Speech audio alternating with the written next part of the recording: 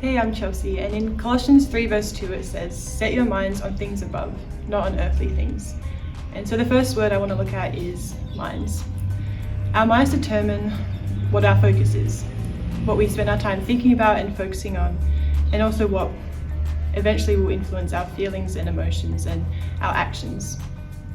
The things that we focus on determines how we view the world and our situations and carries a lot of influence over us.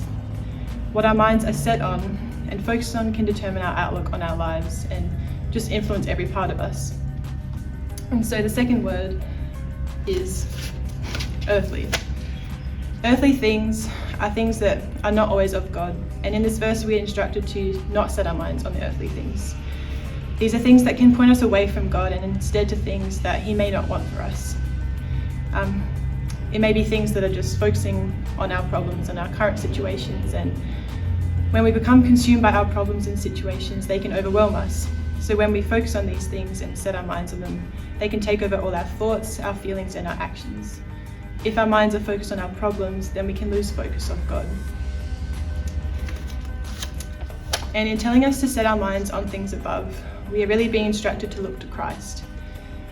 The things of this world are not all bad, but when we set our minds on them, they will become our focus, and we can lose sight of who God is.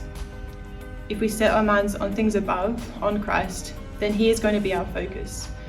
Christ is our life, and it's important for us to remember that we need to look to Him and His truth above everything else.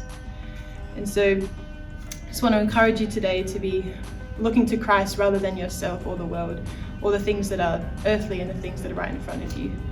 Because the more we look to Him, the more that we know that He is trustworthy, that He loves us, and that His ways are far greater than our own.